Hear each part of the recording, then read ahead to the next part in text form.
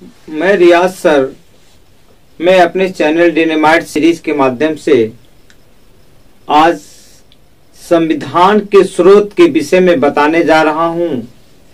और बहुत दिनों के बाद मैं कुछ कारणों से वीडियो नहीं बना पा रहा था, तो आज मैं संविधान के स्रोत पर बताने जा रहा हूं। देखिए, हमारे संविधान पर कम से कम 65 देशों का प्रभाव पड़ा है, लेकिन जो इम्पोर्टेंट है, जो हमारी आवश्यकताएं थी, जो हमारे लिए आवश्यक था, उसको हमने कई देशों से लेकर के संविधान की रचना की है। जब जब हमें आवश्यकता पड़ी, जब जब संशोधन करने की जरूरत पड़ी, हमने अपने संविधान को अच्छा बनाने का प्रयास किया। और हमारे संविधान पर कई देशों का प्रभाव पड़ा है और अपना संविधान जो है अधिकांशतः लचीला और अंशतः कठोर है। इसका मतलब न तो ज्यादा ये कठोर है और न ही ज्यादा लचीला है, बल्कि हमने एक मध्यम मार्ग को अपनाया और उसी को लेकर अपने संविधान के विशेषता को प्रकट किया। आइए सबसे पहले हम देखते हैं ब्रिटेन के संविधान से क्या क्या लिया गया है। क्योंकि ब्रिटेन का जो संविधान है वो संविधान की जननी कहलाता है, अर्थात संविधान देने का जो इम्पोर्टेंस है वो हमने ब्रिटेन से ही लिया है। तो सबसे पहले हम संसदीय शासन प्रणाली है, अर्थात ये हर परीक्षा में कम से कम एक क्वेश्चन या दो क्वेश्चन इंपॉर्टेंट होता है कि यहां से जरूर एक क्वेश्चन पूछ लेता है कि कौन सी चीज कहां से ली गई है, जो थोड़े से मेहनत में हमको अधिकांशतः नंबर दिला सकता है। संसदीय शासन प्रणाली अर्थात कहने का मतलब यह होता है कि जो संसद पार्लियामेंट्री सिस्टम, अर्थात जो हमारी संसद बनती है, ब्रिटेन की संसद तो जो होता है, वहां आप ये देखेंगे कि वहां की संसद को तो हम इस तरह कहते हैं कि House of Commons and House of Lords. और उसमें यदि राजा को जोड़ दिया जाए, राजा या महारानी, तो वो संसद बनता है। लेकिन भारत में जो है ये प्रक्रिया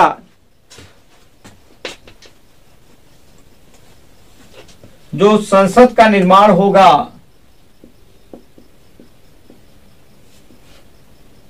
लोकसभा,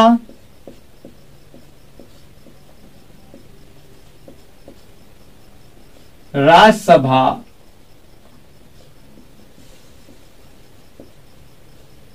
प्लस राष्ट्रपति के मिलने से संसद का निर्माण होता है।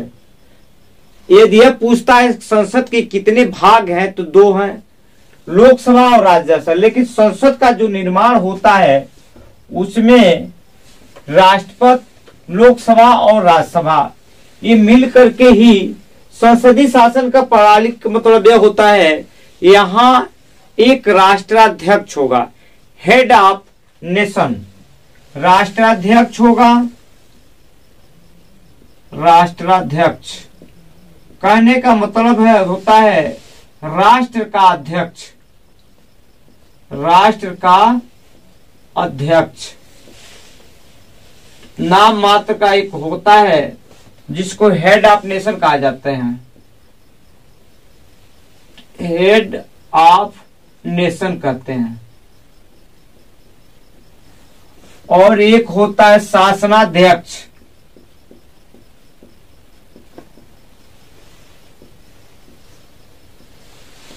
Head of governor, head of governor. यहां गवर्नर का मतलब राज्यपाल नहीं बल्कि गवर्नर करने वाला। और ये जो राष्ट्र का अध्यक्ष राष्ट्रपति होता है, जबकि शासनाध्यक्ष का अध्यक्ष जो है आपका प्राइम मिनिस्टर होता है या प्रधानमंत्री होता है। पार्लियामेंट्री सिस्टम में या संसदीय शासन प्रणाली में जो राष्ट्रपति होगा वो नाम मात्र का होगा। नाम मात्र कहने का मतलब यह होता है कि सभी काम उसी के नाम से होगा, लेकिन जो शासन करेगा वो प्राइम मिनिस्टर और उसका कैबिनेट करेगा। इस तरह ये संसदीय शासन प्रणाली जो लिया गया है वो ब्रिटेन से लिया गया है। दूसरा आता है राष्ट्रपति का पद। राष्ट्रपति का पद जो है हमने जो लिया है वह आपका ब्रिटेन के संविधान से लिया गया है, लेकिन हमने वह यहां संशोधन कर दिया है। वहां जो राष्ट्रपति होता है, राष्ट्रपति या कहिए कि राजा और राजा हो भी सकता है या महारानी भी हो सकता है। और वहां ये पद जो है वंशानुगत है। कहने का मतलब होता है वहां का जो राष्ट्रपति है या राजा है या महारानी है उसका चुनाव नहीं होता, बल्कि वो वंशानुगत रूप में उसका लड़का या लड़की या राजा या रानी वो क्या होगा, वो वहां का राष्ट्रपति चुना जाएगा और इसलिए वहां राजतंत्र भी कहा जाता है। और आप ये देखेंगे भारत में जो राष्ट्रपति का पद है हमने तो ब्रिटेन से ले लिया है, लेकिन जहां वहां वंशानुगत है, भारत में वंशानुगत नहीं है, क्योंकि यहाँ की राष्ट्रपति का चुनाव प्रत्यक्ष या अप्रत्यक्ष रूप से होता है, लेकिन भारत में जनता अप्रत्यक्ष रूप से चुनती है। इसलिए राष्ट्रपति का पद हमने कहां से लिया है, ब्रिटेन के संविधान से लिया है। फिर आप देखेंगे विधायी प्रक्रिया, जो कानून बनाने की प्रक्रिया है, जो भारत में जो भी लोकसभा राज्यसभा राष्ट्रपति के सहमत से कोई भी कानून बनता है तो वह प्रक्रिया या तो लोकसभा से स्टार्ट हो सकती है या राज्यसभा से स्टार्ट हो सकती है। और उसके कई कानून बनाने के साधारण विधेयक है, पूर्ण विधेयक है, इस तरह वो कई प्रकार के हैं। तो राष्ट्रपति का पद और विधायी प्रक्रिया दोनों जो है हमने ब्रिटेन से लिया है। तीसरा है एकल नागरिकता। एकल नागरिकता, एकल नागरिकता, एकल नागरिकता हमने जो है ब्रिटेन के संविधान से लिया है। एकल मतलब एक सेंटर होता है जिसको संघ कहते हैं, एक प्रोविंस होता है, उसके अंतर्गत प्रांत होते हैं। तो दोनों की यहां दोहरी नागरिकता नहीं बल्कि एकल नागरिकता प्राप्त है। जबकि आप देखेंगे संयुक्त राज्य अमेरिका में वहां दोहरी नागरिकता प्राप्त होती है, एक तो सेंट्रल गवर्नमेंट की या केंद्र की, दूसरा राज्यों की। इस प्रकार वहां भी है, आपका स्वीडन में भी है, स्विट्जरलैंड में भी है, वहां आपकी दोहरी नागरिकता प्राप्त होती है। लेकिन भारत में एकल नागरिकता है और यह एकल नागरिकता हमने ब्रिटेन से लिया है। उसके बाद अगर हम देखेंगे मंत्रिमंडल प्रणाली अर्थात मिनिस्ट्रियल सिस्टम, अर्थात एक प्राइम मिनिस्टर होंगे, प्राइम मिनिस्टर का एक कैबिनेट होगा और उसमें मंत्री होंगे। और वह मंत्री तीन प्रकार के, जैसे कैबिनेट स्तर के मंत्री होंगे, राज्य स्तर के मंत्री होंगे और उनके जैसे उप मंत्री भी होंगे। इस तरह हमने आपका मंत्रिमंडल प्रणाली जो है, मंत्रिमंडल प्रणाली भी हमने कहां से लिया है? तो हमने ब्रिटेन से लिया है। ये बहुत इंपॉर्टेंट है। उसके बाद आप देखेंगे तो मंत्रिमंडल प्रणाली हमने ब्रिटेन से लिया है। उसके बाद परमाधिकार लेख,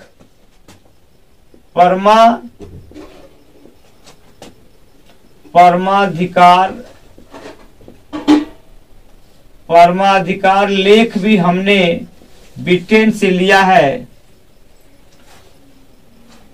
परमाधिकार लेख हमने ब्रिटेन से लिया है। संसदीय विशेषाधिकार, संसदीय विशेषाधिकार, संसदीय विशेषाधिकार भी हमने, अर्थात ब्रिटेन में अगर देखा जाए तो संसद जो चाहे वहां संसद सर्वोच्च है, जबकि भारत में संविधान सर्वोच्च है। संसद चाहे जो कानून बनाना वो कानून बना सकती है। इसलिए हमारे यहाँ भी संसदीय विशेषाधिकार है, लेकिन जिस तरह ब्रिटेन में है उस तरह भारत में नहीं है। तो हमने ये देखा कि संसदीय विशेषाधिकार भी क्या है कि ये हमने ब्रिटेन से लिया है। फिर आप देखेंगे स्पीकर का पद, स्पीकर मैंने लोकसभा अध्यक्ष का पद, लोकसभा अध्यक्ष का पद, लोकसभा अध्यक्ष का पद भी हमने ब्रिटेन से लिया है। और ब्रिटेन में एक बार यदि स्पीकर हो जाता है तो हमेशा के लिए स्पीकर बना रहता है, लेकिन भारत में ऐसा नहीं है, वो बदलता रहता है। फिर हमने प्रधानमंत्री का पद भी जो है वहीं से लिया है। प्राइम मिनिस्टर, प्रधानमंत्री का पद, प्रधानमंत्री का पद भी हमने कहां से लिया है? ब्रिटेन के संविधान से लिया है। उसके बाद राष्ट्रपति का पद भी हमने कहां से लिया है? राष्ट्रपति का पद,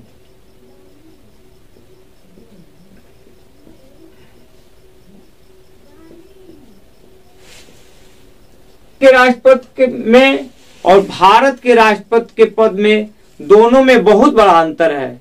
वहां का जो है, जो राष्ट्रपति होते हैं वो क्या होते हैं? वंशानुगत होते हैं, अर्थात वहां चुनाव नहीं होता है। लेकिन अपने इंडिया में जो होता है, वो जो राष्ट्रपति का पद है वो अप्रत्यक्ष रूप से चुनाव उसका होता है। इस तरह आपने ये देखा कि हमने ब्रिटेन से संसदीय शासन प्रणाली लिया है, राष्ट्रपति का पद लिया है, एकल नागरिकता लिया है, मंत्रिमंडल प्रणाली लिया है, परमाधिकार लेख लिया है। उसके बाद संसदीय विशेषाधिकार, स्पीकर का पद भी हमने कहां से लिया है? ब्रिटेन के संविधान से लिया है।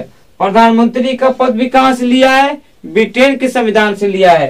राष्ट्रपति का पद कहां से लिया गया है? ये भी ब्रिटेन। अब आप ये देखेंगे कि और चीजें भी हमने लिया है, जैसे आपातकालीन स्थितियां हमने जर्मनी के संविधान से लिया है।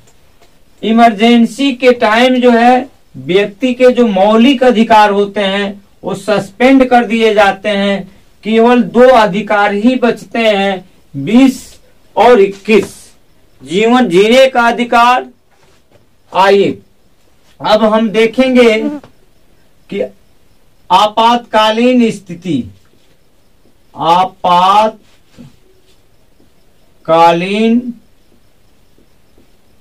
स्थिति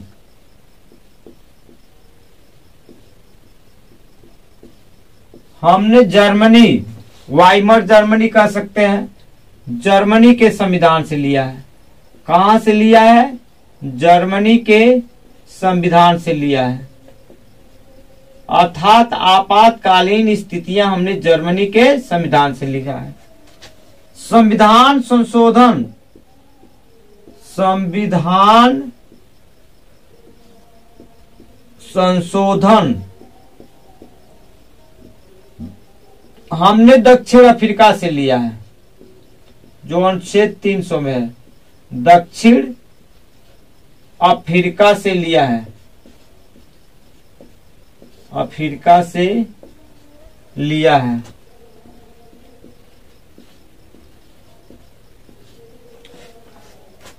अब इसके अलावा हम देखेंगे कि अमेरिका के संविधान से क्या क्या लिया गया है। तो जो आपातकालीन स्थितियां जर्मनी के संविधान से लिया गया है, संविधान संशोधन दक्षिण अफ्रीका से लिया गया है, और अमेरिका से भी बहुत ही इंपॉर्टेंट फैक्ट लिया गया है। जैसे आप देखेंगे कि मौलिक अमेरिका के संविधान से,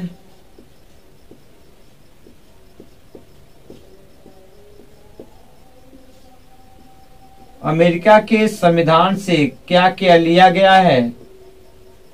अमेरिका के संविधान से आप देखिए पहला नंबर क्या है, मूलाधिकार, मौलिक अधिकार या मूलाधिकार, मौलिक अधिकार, मौलिक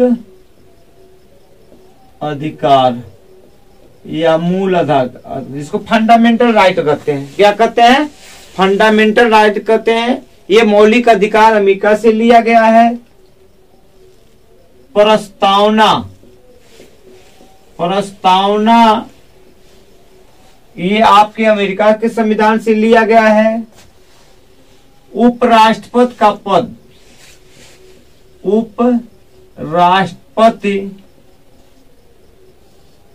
का पद, ये भी जो लिया गया है कहां से? अमेरिका के संविधान से लिया। अमेरिका मतलब USA, United state of America. और देखिए आप देखेंगे सुप्रीम कोर्ट एवं हाई कोर्ट के न्यायाधीशों को उसके पद से हटाया जाना भी कहां से लिया गया है?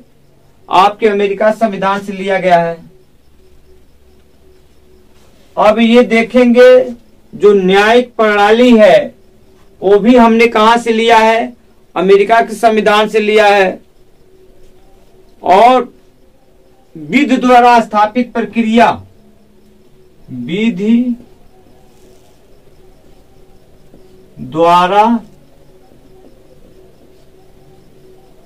द्वारा स्थापित प्रक्रिया भी हमने कहां से लिया है? अमेरिका के संविधान से लिया है। और आगे इसको देखेंगे ऑस्ट्रेलिया के संविधान से क्या क्या लिया गया है।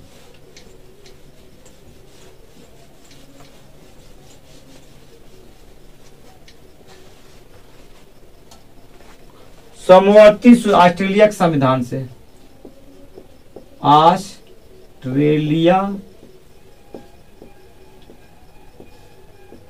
के संविधान से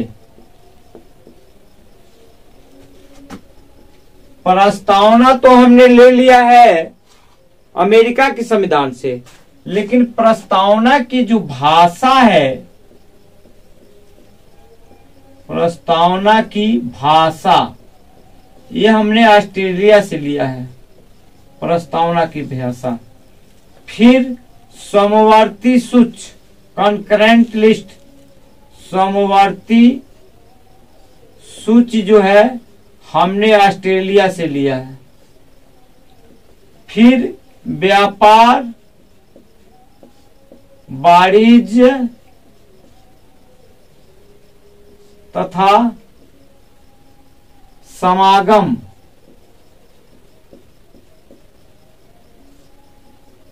की स्वतंत्रता, ये भी हमने कहां से लिया है? ऑस्ट्रेलिया से लिया है। इस तरह और नीति निर्देशक तत्व आयरलैंड के संविधान से हमने आयरलैंड से नीति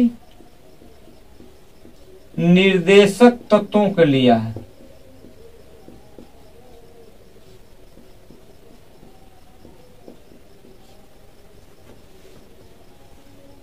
राज्यपाल का पद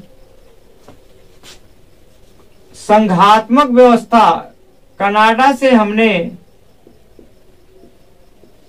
संघात्मक व्यवस्था को लिया है।